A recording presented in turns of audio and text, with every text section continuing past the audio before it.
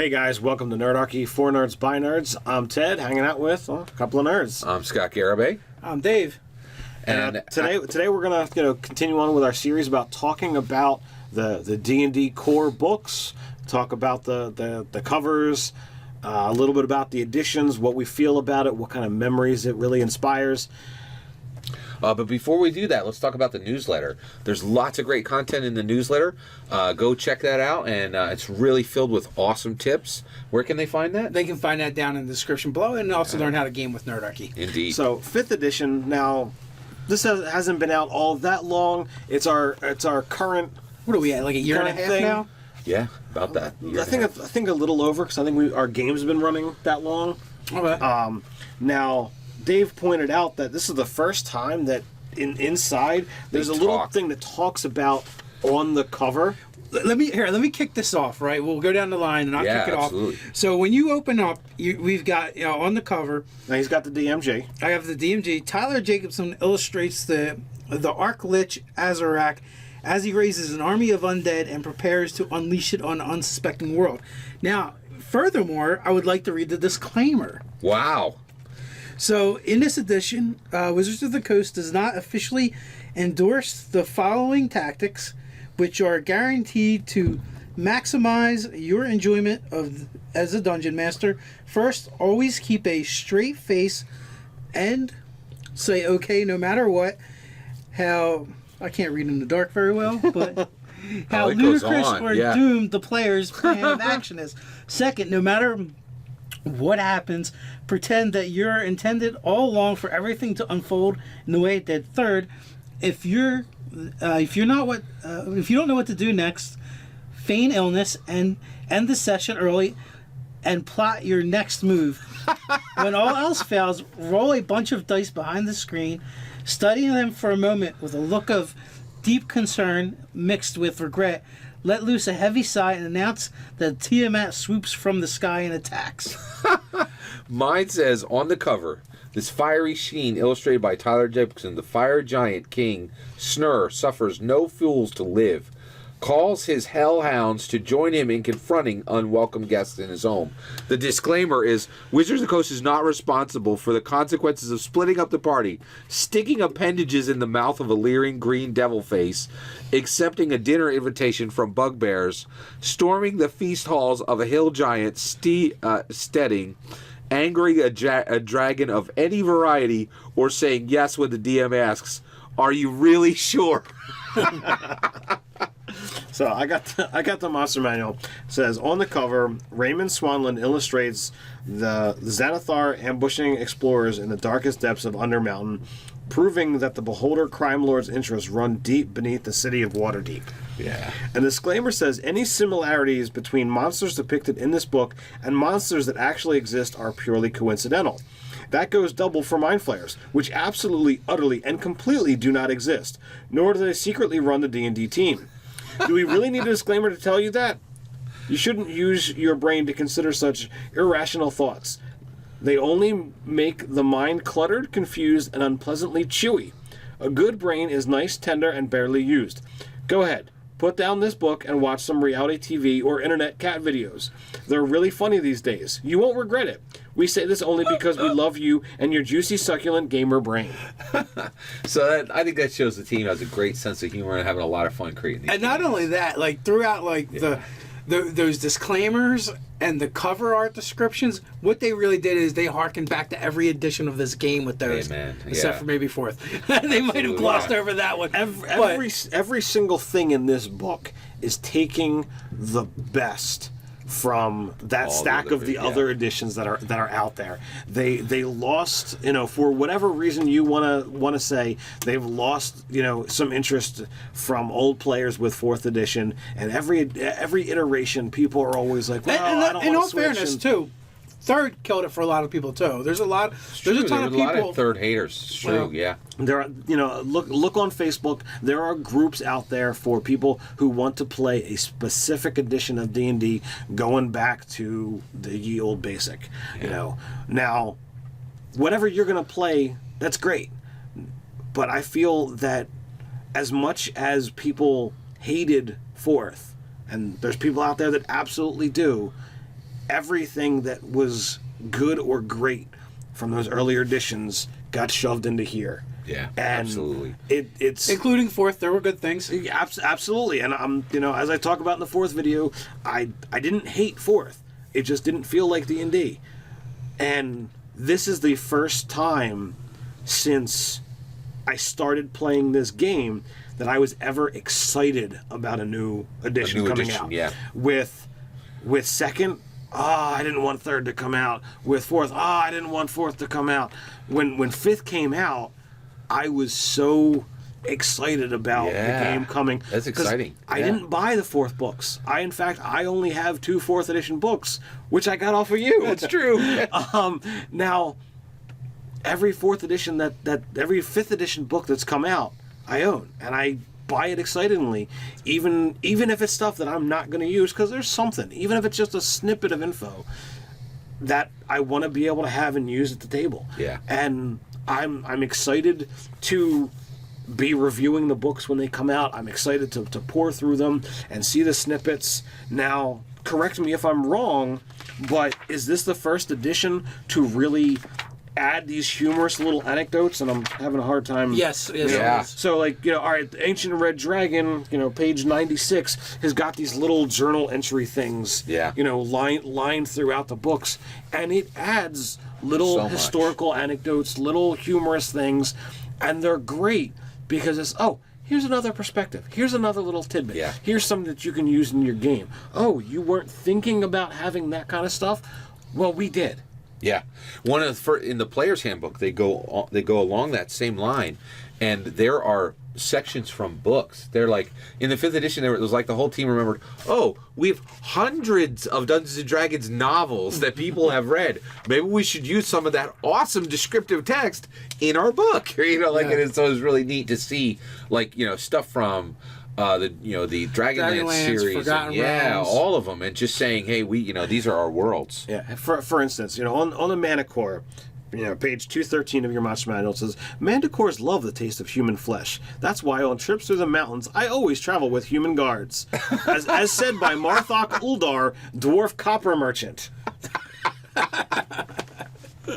So, it's just classic, that's why I love these books, and they've taken all these things from years and years worth of rich gaming histories, mechanics, and they really came up with a fantastic product. It's also the most heavily play-tested version of D&D as well. So absolutely, that's the big deal. Tens of thousands of playtesters, and we, and one of the things that I really liked was I got to watch for 2 years the development of this game and see the iterations that came through and the ideas that came through and what made it through the final product.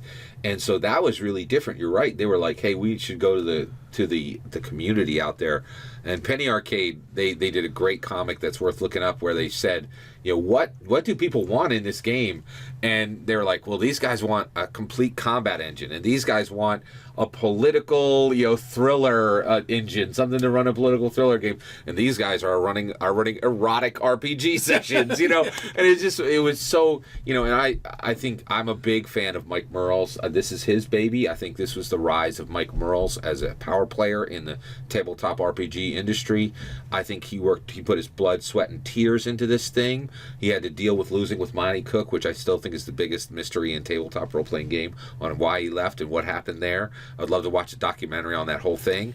But there's just so much going on in this book, and also it was a 2-year road to this thing. And when I got these books, like the Angels Sang, it was like I was like, oh, they're here, So it was just really exciting to see a new edition, and what I think is their attempt at a mega edition, something that would last for 10 or 20 years. I think they would like to see this thing last for 10 or 20 years. I would love to see that.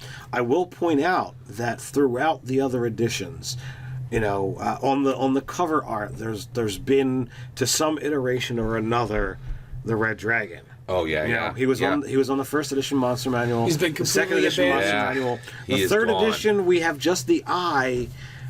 The 4th edition, he moves to the DMG, but now he's not present at all.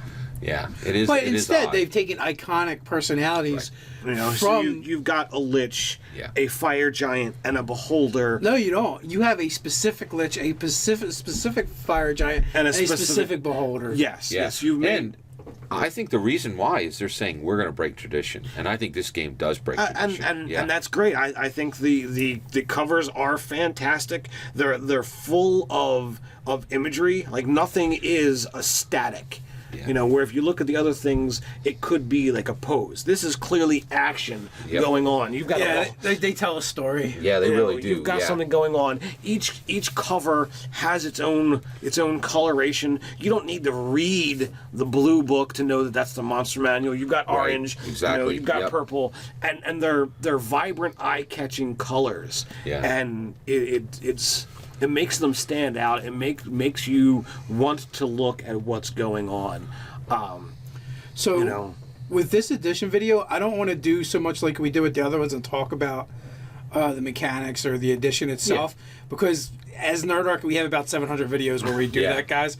But what I do want to talk about, are you guys? So this is really new, but what kind of memories are you building around this edition?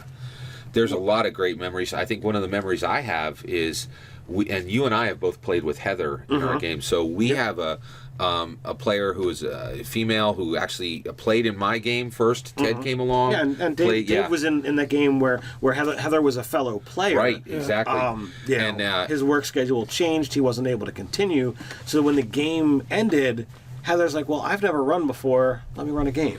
And they have a little kid who, like, literally a baby who they bring to the game. And so, like, to me, there's memories of this young family together at the game around 5th edition, really loving it. I think one of the biggest, things that I really attach to every version, I attach friends I have to each version. So, Heather and Chris are friends from 5th edition. Those are 5th edition friends. What book? What other set of books do you attach friendships to? Like, that's why these things are so special. Well, I mean, if you wanna go that further, like you. Exactly, we met over 5th edition, and exactly. Like we met at Yo-Yo Club. Yeah. But we bonded over talking about games. Well, we both were.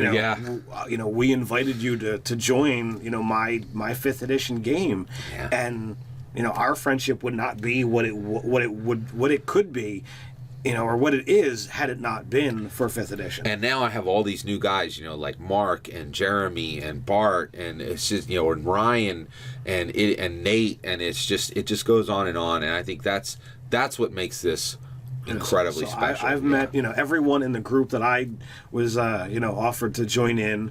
That followed suit to Heather's game. The new people that I've met that are in Dave's game. The people that are currently playing in my game. We actually met a couple other people online that did play in my game for a little while. Ken and Ivy, and they're similar to Chris and Heather, where they had an infant at the table as well. A little guy. So. I've got a lot of people that I've met and gamed with because of this edition.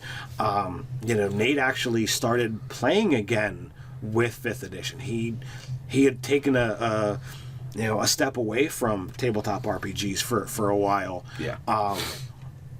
And it's like, I could get back into this thing. Right. And yeah. He clearly loves it as much as we do, but when family happens, not everybody's able to find the time and make the time to be able to stick with a hobby like this. Yeah, I mean, for us, in my game, we have Nicole and Anthony and Todd and Alan. And and then also we reconnected with Pete, who played with us in 3rd edition back in my house in Woodbury, like over 10 years ago. Yeah. So this new edition brought people back. Yes, yeah, it did. That's exciting. And really, like, we started Nerdarchy, but really 5th edition Dungeons & Dragons really helped define what Nerdarchy is. I think that that's like that's the fuel in your rocket, and it has been for a while. Now, I think, you guys may find new sources of fuel. I think it's always going to be there, but it really has propelled you guys. We are gamers, and every single one of us loves some part of gaming. Yep. And be it, board games, video games, tabletop role playing, whatever have you, we all have some enjoyment. And I'm across the board. I don't have the time these days for a lot of video games, but I do play board games whenever I can. I got a whole huge stack of them, in the past couple weeks because of the holidays. But tabletop is there, and it will always be there. Now, if I've got the ability to try out a new system, absolutely. Yep. And I learn best by playing, not by reading a book. Once I understand the core mechanics, great. Let me sit down and let me start reading. Let me start figuring things out. Oh, what are my options? What can I do? How many different things can I do? So now that we've played Star Wars, I'm looking to do some Star Wars. Exactly, You know, yeah. at some point in time, I really want to play Shadowrun. Dave really wants to play Numenera. And I've got those books. They're, Shadowrun and Numenera are right there. Well, the thing too is like 5th edition opened up the doorway to other DMs, so that necessarily we don't have to actually learn all the rule sets. We can jump in and start playing with someone. Exactly. Scott has been generous enough to do that with 2 game systems now. he's taught us Fate and he's taught us Star Wars. Yeah, we're down the road hoping to cajole some Numenera out of them would be fun as well. Yeah. And really 5th edition has drawn so many viewers and subscribers to our Nerdarchy channel and website.